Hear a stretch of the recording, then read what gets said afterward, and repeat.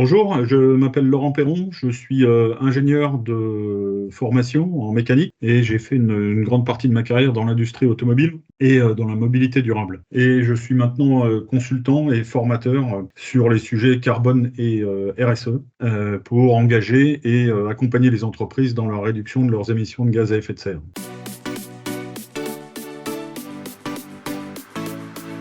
Le réchauffement climatique est devenu un sujet crucial depuis quelques années, on en entend parler à peu près tous les jours. C'est évidemment un enjeu majeur pour la planète entière, mais c'est aussi un enjeu central pour les entreprises qui doivent répondre de plus en plus à des réglementations. Mais ça va être aussi crucial pour elles pour anticiper les conséquences de ce dérèglement climatique sur leur propre activité, leur propre business. Donc il va être très important pour elles de s'emparer de ce sujet et d'avoir le bon niveau de compréhension pour engager les plans d'action qui leur permettront à la fois de réduire leurs émissions de gaz à effet de serre, mais aussi de se préparer et de s'adapter aux conséquences du réchauffement climatique.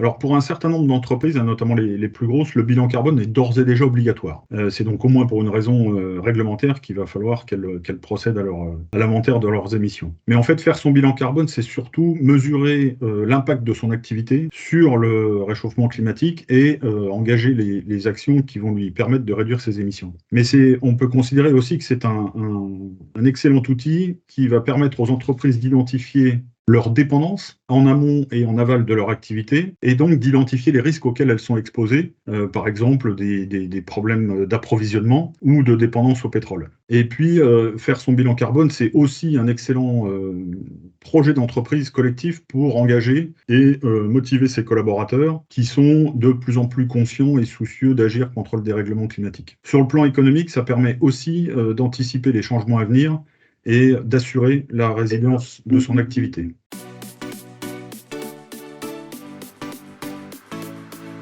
Alors pour calculer son bilan carbone, il y a maintenant une méthodologie qui est très bien établie, hein, mais qui nécessite d'être correctement appréhendée et maîtrisée par les collaborateurs qui auront soit à faire directement le bilan carbone, soit à le superviser si cette activité est sous-traitée. Un bilan carbone, concrètement, c'est quoi? C'est identifier déjà l'ensemble des flux physiques dont l'entreprise dépend, en amont comme en aval de son activité propre. Il va s'agir ensuite de quantifier ces flux, par exemple combien de kilomètres mes collaborateurs parcourent, soit dans le cadre de leur activité professionnelle, soit dans le cadre de leur déplacement domicile-travail, combien de tonnes de matière j'achète, combien de consommables j'achète tous les ans, ou combien d'énergie, d'électricité ou de gaz je vais consommer à l'année. Et puis ensuite, il va falloir traduire ces flux physiques en équivalent CO2 par des méthodologies qui sont aujourd'hui notamment définies par l'ADEME.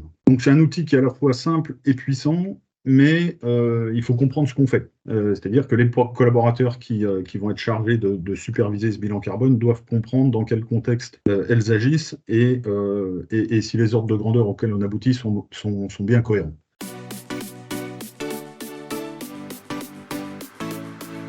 Oui, pour conclure, avant de s'engager dans un bilan carbone, vous l'aurez compris, il est important de bien comprendre le contexte, notamment sur les sujets climat, énergie, et de comprendre les risques auxquels les entreprises vont être confrontées. Et il faut bien aussi comprendre la méthodologie et comment la mesure du bilan carbone va pouvoir conduire à un plan d'action qui permettra aux entreprises d'être à la fois plus fortes et mieux préparées face aux incertitudes qui ne manqueront pas d'arriver avec le dérèglement climatique et ses impacts sur les activités des entreprises.